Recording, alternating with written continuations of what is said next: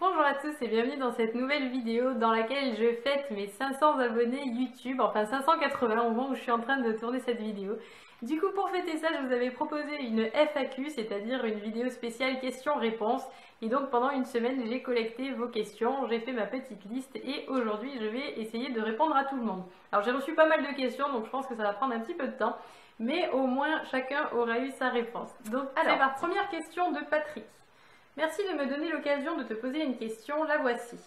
Les dessins au pastel étant très fragiles et délicats à manipuler, même en utilisant du fixatif, comment fais-tu lorsque tu dois en envoyer un par la poste pour ne pas qu'il s'abîme et qu'il arrive à destination en parfait état? Patrick, serais-tu en train de sous-entendre que les services postaux manquent de délicatesse? Bon, je pense que si tu as déjà envoyé tes dessins par la poste, tu as dû remarquer à quel point ils étaient justement assez brutaux avec nos petits chefs-d'œuvre. Donc tu as tout à fait raison, il est très important de bien protéger ces œuvres avant de les envoyer parce que le coup de je mets mon dessin dans une enveloppe et je poste, là tu es sûr à 100% qu'il va arriver en miettes. Donc effectivement, alors tu as deux cas de figure en fait, soit tu dessines sur du papier suffisamment fin pour qu'il puisse se rouler, comme un poster, tu sais quand tu achètes un super poster géant, tu as des espèces de rouleaux comme ça. Moi c'est ce que je faisais avant. Comme ça, j'étais sûre qu'il n'allait pas se plier et je prenais ça, enfin je l'utilise toujours d'ailleurs pour mes envois. Donc ça, c'est une feuille de papier cristal. Quand tu achètes un bloc de dessin pour pastel, en général, tu as tes feuilles de pastel et entre chaque feuille, il te donne ça avec. Donc si tu veux, je posais cette feuille sur mon dessin, je roulais le tout et je l'envoyais dans un tube postal. Je trouvais ça en papeterie. Et là au moins je sais que ça bouge pas, ça ne frotte pas, ça ne sera pas plié, le dessin arrive en parfait état.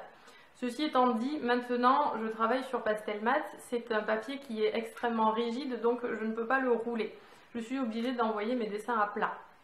Donc je ne veux pas qu'il soit effectivement frotté durant le transport parce que sinon la personne recevrait un portrait en mauvais état. Donc j'utilise toujours ma fameuse feuille de papier cristal.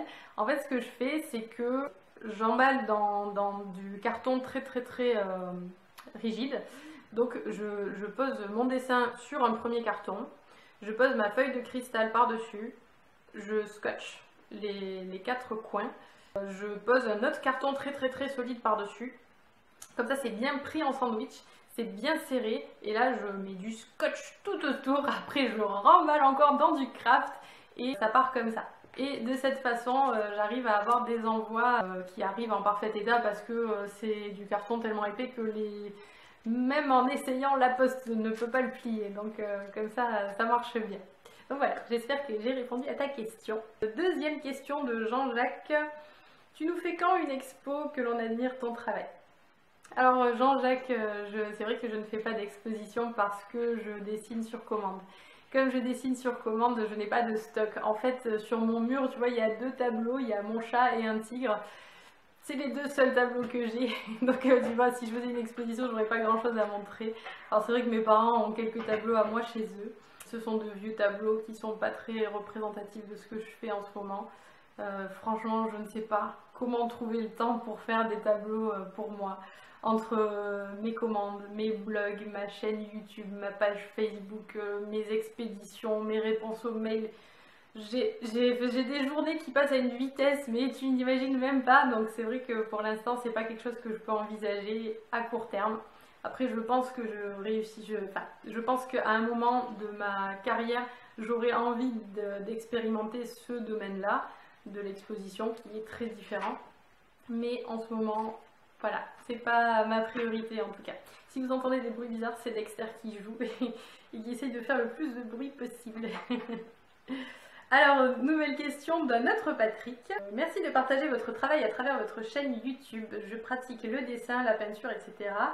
Je ne connais pas suffisamment le pastel sec, j'ai donc une question quant au mélange de couleurs.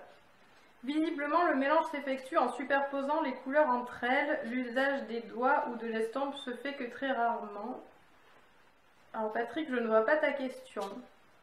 Alors, je pense que tu veux savoir si je confirme que l'estompe se fait très rarement. Alors oui, alors ce que tu me dis en fait, c'est la vision très traditionnelle du pastel, c'est-à-dire même la vision académique. On te dit de ne pas utiliser l'estompe, en fait, pourquoi? Parce que cela écraserait le pigment de pastel dans la feuille et ça empêcherait la lumière de filtrer à travers le pigment de pastel et donc tu perdrais en luminosité. Ça c'est l'argument. Maintenant, j'use et abuse de l'estompe. Je vais te montrer. Voilà, ça c'est un tableau donc, qui a été fait comme tous mes autres tableaux avec beaucoup d'estampes. Donc je te laisse juger si tu trouves qu'il manque de luminosité.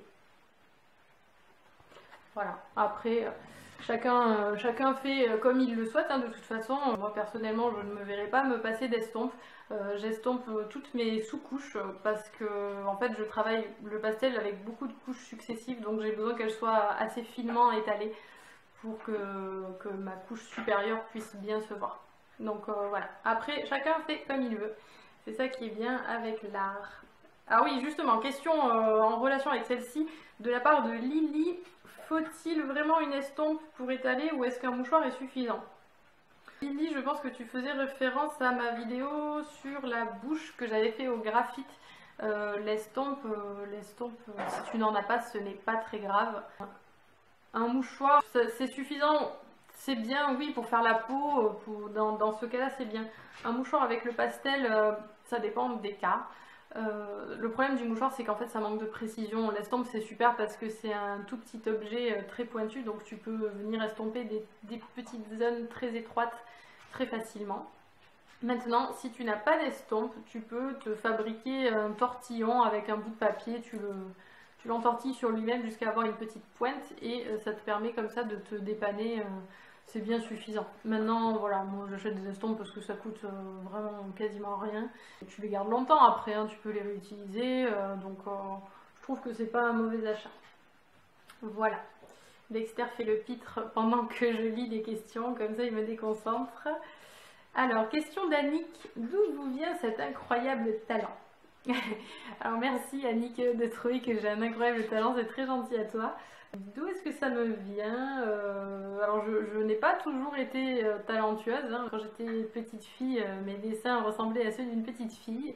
Quand j'étais ado, je faisais des dessins d'ado, voilà. La seule chose qui me différenciait un peu des autres, c'est que j'adorais ça tout simplement. J'ai toujours aimé le dessin, donc j'ai toujours pratiqué. Et aussi, ma maman peignait quand j'étais petite. Donc c'est vrai que je la voyais souvent s'installer sur la table du salon avec ses toiles et ses peintures et forcément ça m'a influencée, je trouvais ça super ce qu'elle faisait, je voulais moi aussi peindre, donc c'est sans doute ça qui m'a donné envie en tout cas de m'intéresser à ce loisir. Et après quand j'ai vraiment décidé, quand je me suis rendu compte du réalisme qu'on pouvait obtenir, que c'était possible en fait de faire toutes ces merveilleuses choses que je voyais sur internet, du coup là j'ai vraiment décidé de m'y mettre et c'est là où j'ai vraiment cherché à progresser et que je me suis améliorée. Mais voilà, ce n'est pas inné. Alors ensuite, question de I Love Poney. Oui, c'est son pseudo, donc I Love Poney me dit: j'aimerais me lancer dans le dessin d'animaux réalistes, mais je ne sais pas comment faire, donc peux-tu me donner des conseils? Alors ça c'est une question très vaste, c'est une question vraiment très vaste. Qu'est-ce que je peux te donner comme conseil pour faire des animaux réalistes? Je te dirais, voilà, un conseil pour débuter dans quel que soit le domaine, au pastel comme dans toute autre technique artistique. Quand tu débutes, tu vas arriver à des stades de ton tableau que tu vas trouver affreux. Et c'est normal. En fait, voilà, plus tôt tu le sais, mieux c'est. Dans la vie, dans le processus de création de tableau, tu as toujours un moment où tu te dis: mon Dieu, mais qu'est-ce que je suis en train de faire? C'est horrible, on dirait le dessin d'un enfant. Eh bien, continue quand même ton tableau. Continue quand même de le travailler, de l'améliorer et tu vas voir, c'est promis. Tu vas dépasser ce stade-là et le tableau final sera beaucoup plus beau. Mais voilà, en gros mon conseil c'est ça, ne t'effraie pas quand tu arrives à ce stade un peu enfantin et continue de le travailler, continue d'y mettre des couleurs et c'est comme ça que tu vas pouvoir obtenir des œuvres très abouties. Voilà, je sais que ça ne concerne pas forcément l'animalier, ça concerne tous les domaines, mais franchement, la question est très très vaste, donc voilà. Sylvie me demande comment trouver la couleur la plus juste pour réaliser les ombres dans un visage sans tomber dans des teintes trop mauves, trop grises, trop brunes, bref. Ajuster au mieux les ombres à la carnation. Alors Sylvie, j'ai fait une vidéo sur les couleurs de la peau, donc je te mets le lien, comme ça tu pourras aller voir, je pense que c'est le plus parlant. Voilà, la peau, c'est vrai que c'est vraiment quelque chose qui va refléter son environnement plus encore que le pelage d'un animal, je pense, parce que c'est très lisse. Donc c'est vrai que les couleurs que tu vas utiliser pour le visage peuvent être totalement improbables. Et ça, c'est vraiment un cap psychologique à passer, parce qu'on sait tous que la peau est rose. Donc on a tous envie de s'arrêter là. Je sais que la peau est rose, donc je la fais rose. Mais effectivement, elle va prendre toute une variété de couleurs en fonction du sujet, en fonction de là où se tient le sujet, ce qu'il y a autour de lui. Donc voilà, c'est à force d'expérience que tu vas aiguiser ton sens de l'observation et trouver les vraies couleurs en fait de ton sujet. Question de Sophie, quel conseil peux-tu donner pour dessiner le contour du visage d'un modèle? Je trouve cet exercice très difficile pour un débutant. Donc Sophie, je pense que tu parles d'un dessin en noir et blanc et que tu as bien compris qu'il ne fallait pas voir les lignes de construction du visage parce que c'est ce que je disais dans la vidéo que tu as commenté justement. Donc en gros ta question c'est comment faire pour qu'on voit quand même la limitation du visage mais sans qu'il y ait une ligne marquée. Alors sache que quand tu dessines un visage en noir et blanc, la peau n'est jamais blanche. Tu dois jamais laisser ta peau en blanc parce que sinon, enfin, si tu veux faire dans le réalisme, j'entends, hein, il faut que tu marques en fait la carnation. Donc tu vas avoir un dégradé de gris qui va te servir lui-même à délimiter donc le fameux contour du visage. Si maintenant ton personnage a des cheveux longs, comme par exemple c'est mon cas, tu vois, et ben mon visage se délimite. Si tu étais en train de faire mon portrait, mon visage se délimiterait parce que on verrait bien la différence de couleur entre mes cheveux et ma joue. Donc ça marquerait le contour du visage. Maintenant, si j'avais les cheveux redressés, tu vois, à cet endroit-là, on voit effectivement la délimitation de mon visage. Bon, ben, là, c'est le gris du coup, comme tu travaillerais en noir et blanc, hein, je parle de ce principe-là. C'est le gris de ma peau qui serait plus foncé que le fond, donc on verrait la délimitation. Maintenant, admettons que tu travailles ce côté-là et qu'il soit encore plus illuminé que ce que c'est le cas en ce moment. D'accord? Donc admettons, j'ai un gros reflet là sur la joue très très blanc et ta feuille, l'arrière-plan est blanc aussi. Et ben t'es pas obligé de faire la délimitation de la joue. Tu peux très bien laisser la joue se fondre dans l'arrière-plan. Si c'est juste sur une petite zone, c'est pas gênant du tout, au contraire, ça peut être très réaliste et très beau. Donc voilà. En gros, mon conseil c'est, à moins que la peau n'ait vraiment un énorme reflet à cet endroit-là et ne soit vraiment très blanche, de toute façon tu la fais en gris. Et comme ça on voit très bien le contour du visage. Ensuite, question de Pascal. Voici ma question. Est-ce que vos études vous ont aidé dans le développement de votre activité? Je pose cette question car je trouve que vous fourmillez d'idées pour vous développer. Le livre numérique, les tutoriels, les cours, vous êtes très réactive. Votre page et votre site sont toujours en mouvement, ce qui les rend très attrayants. Alors merci Pascal pour ce gentil compliment. Je suis contente que mes idées te plaisent. Alors je vais peut-être te décevoir, mais aujourd'hui j'estime que je ne dois rien aux études que j'ai fait, en particulier les dernières études que j'ai fait. Donc pour ceux qui me suivent depuis peu, vous ne le savez peut-être pas, mais je n'ai pas fait d'études de beaux-arts. En fait, Pascal fait référence à l'école de commerce que j'ai fait et qui ne me sert à rien aujourd'hui. Donc disais-je, ce que j'ai étudié, très sincèrement, c'est très vieux en fait. C'est des techniques de marketing qui sont plus du tout d'actualité et que même si j'avais pas fait ce choix de domaine, même si j'étais allée dans le marketing, j'aurais même pas mis en application ce que j'ai étudié dans cette école. Voilà, je ne mets pas toutes les écoles dans le même panier, évidemment je parle pour mon cas personnel. Mon point de vue est assez dur, mais je trouve que cette école fabrique de parfaits petits clones qui ont tous le même bagage et tous la même vision vraiment très Voilà, il faut rentrer dans le moule quoi. Hein, et si elle m'a apporté quelque chose, c'est plutôt par les expériences que j'ai fait par le biais de ces études. J'ai fait des stages, j'ai fait notamment un stage qui m'a énormément aidé, qui était en web marketing et qui m'a ouvert les yeux sur ce monde-là que je ne connaissais pas. Donc si j'ai de la gratitude à avoir aujourd'hui, c'est pour le maître de stage que j'ai eu dans cette entreprise qui était quelqu'un de vraiment génial et qui m'a énormément appris et voilà. Je trouve que si je dois quelque chose, c'est à lui, à cette personne-là. Ceci étant dit, l'esprit d'entreprise, je l'avais bien avant de faire cette école. Je l'ai toujours eu, j'ai toujours eu un esprit entrepreneur et je pense que c'est la clé de la réussite de ma carrière. En fait, c'est pour ça que je suis toujours à la recherche d'idées pour faire bouger ma page, pour faire bouger les réseaux sociaux, voilà. J'ai cette envie de toujours faire progresser mon entreprise. Voilà, j'espère que j'ai répondu à ta question, Pascal. C'était très intéressant. Alors, question de Soso. Bonjour Cindy, tu es de quel endroit? Je suis originaire de Provence, mais en ce moment je vis dans l'Ouest. J'ai vécu dans beaucoup d'endroits au gré de mes études, mais voilà, je suis dans le Maine-et-Loire. Tu es de quel endroit? Tu as vraiment un don et crois-tu que des gens qui ne savent pas dessiner pourraient t'apprendre? Merci pour les dessins de chaque jour et les citations. Merci Soso, c'est gentil. Je n'ai pas de don, je sais que les gens sont surpris quand je dis ça, mais c'est un réflexe en fait de dire ça. T'as vraiment un don, j'aimerais avoir ton talent. Je n'ai pas de don en fait.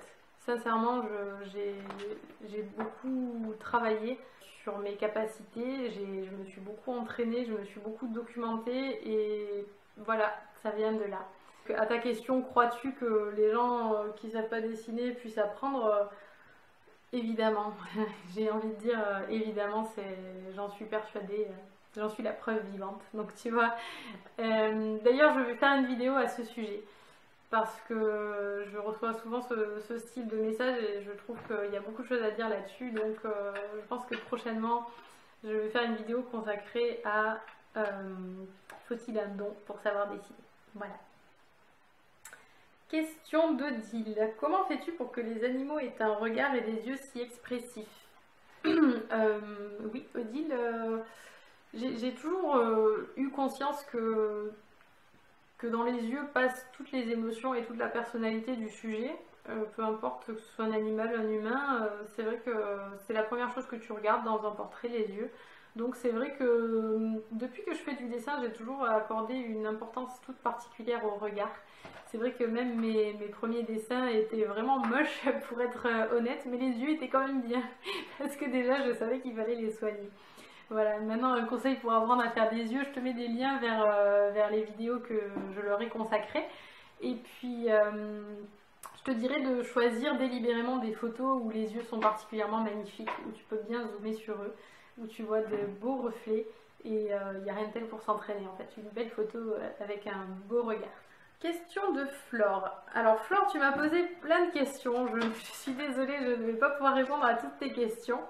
Alors tu me dis, as-tu déjà voyagé? Alors oui, j'ai voyagé. Donc comme je le disais tout à l'heure, j'ai voyagé avec mes études. J'ai vécu à Londres pendant un certain temps et à Paris. Après, bon, voilà, des petits voyages comme ça pour les vacances. Et je devine que si tu me demandes ça... Ah non. Dessines-tu lorsque tu n'es pas chez toi? Oui, ça doit être lié en fait. Tu dois me demander si je dessine lors de mes voyages. Si je pars en vacances pour une semaine, à chaque fois que je pars en vacances c'est pour une semaine en fait, donc pour l'instant je ne vais pas trop partir plus. Mais comme mon métier c'est de dessiner tous les jours, c'est vrai que quand je suis en vacances c'est aussi pour m'éloigner un petit peu de mon métier, donc je ne dessine pas. Ceci dit, c'est rare que j'arrive à m'empêcher de faire quelques petits croquis comme ça, mais c'est vraiment pour m'amuser, ça va être sur un petit bloc-notes avec un stylo bic, voilà, je gribouille quoi.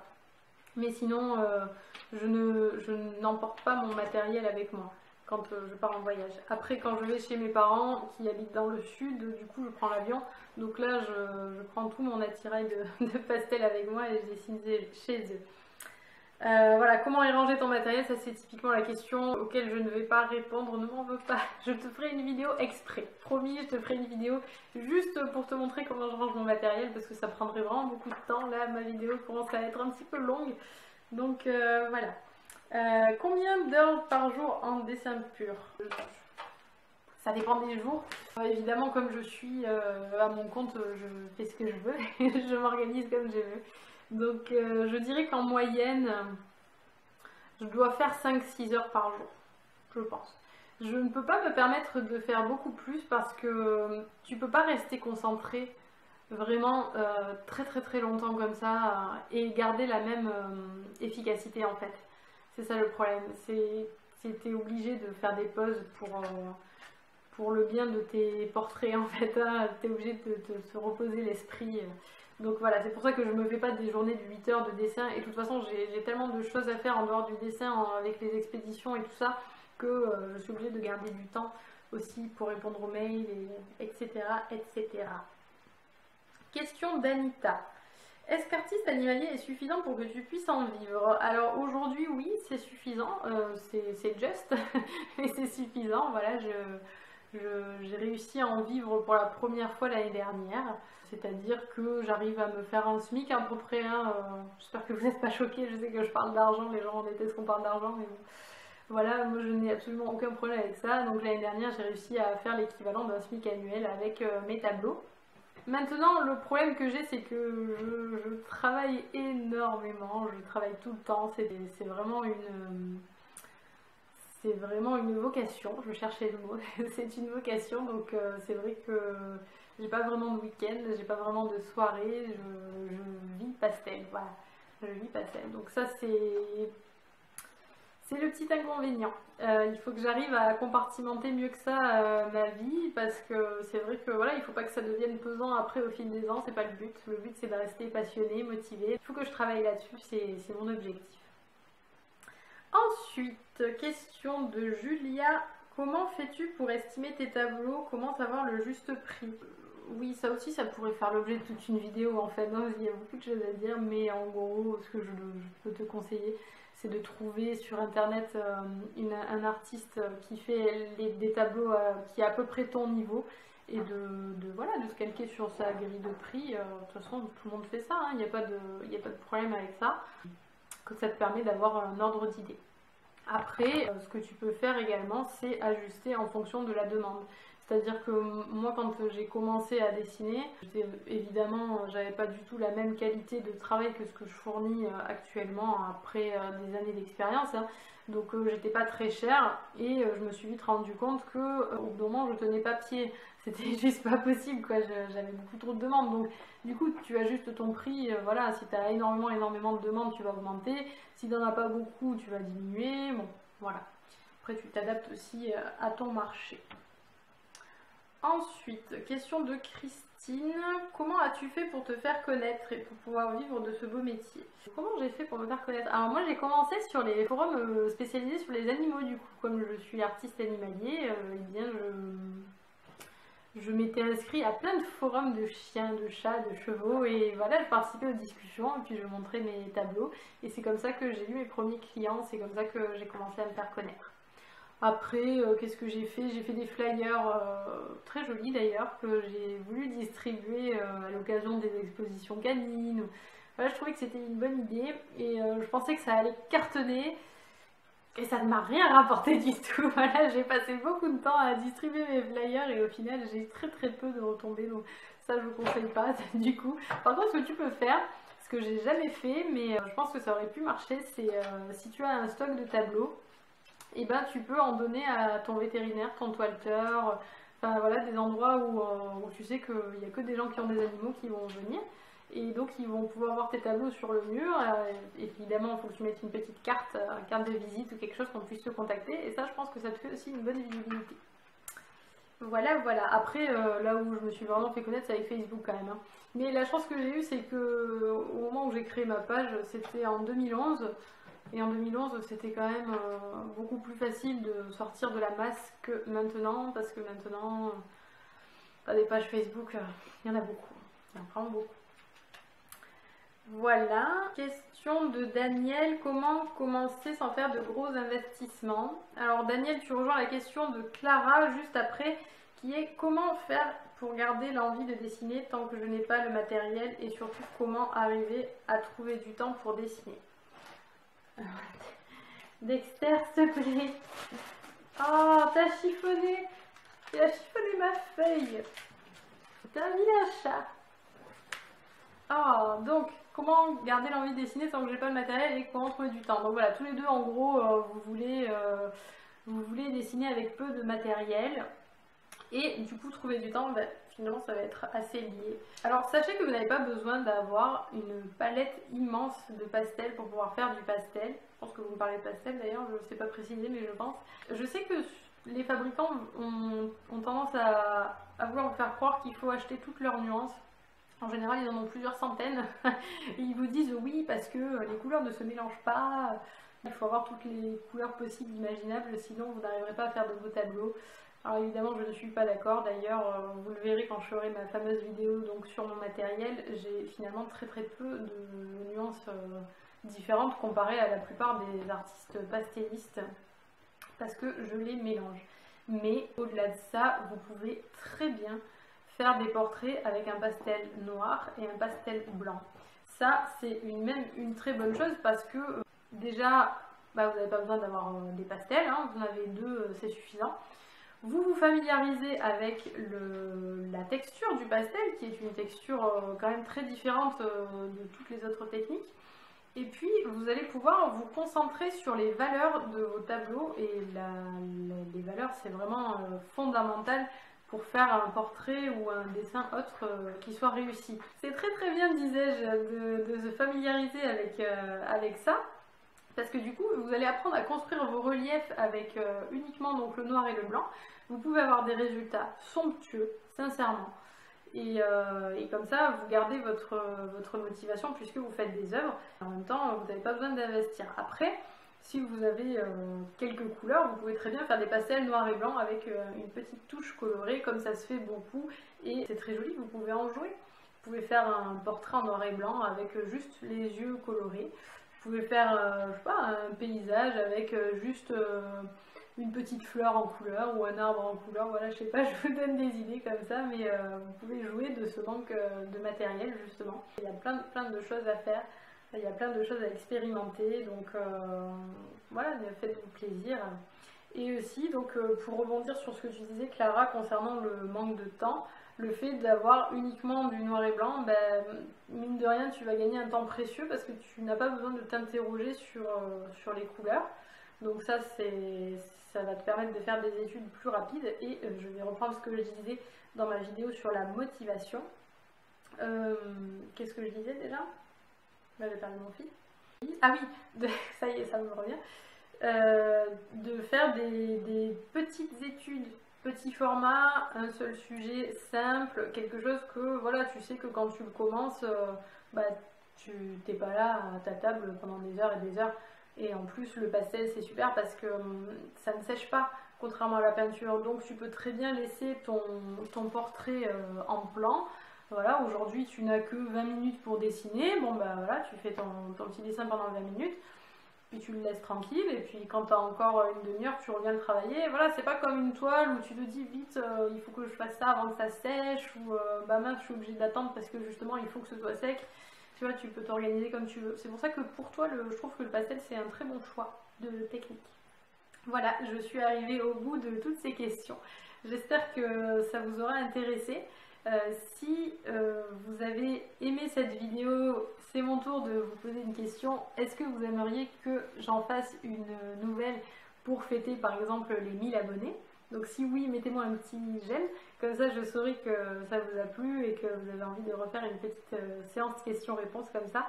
Et voilà, moi je vous remercie encore une fois vraiment très fort parce que Parce que voilà, c'est quand même une étape, 500 abonnés, c'est vrai que j'ai mis le temps, mais j'ai fini par les atteindre et j'espère que les 1000 abonnés ne mettront pas autant de temps quand même. Donc voilà, merci à vous, je vous fais plein de gros bisous, je vous dis à la semaine prochaine pour une nouvelle vidéo. Ciao ciao!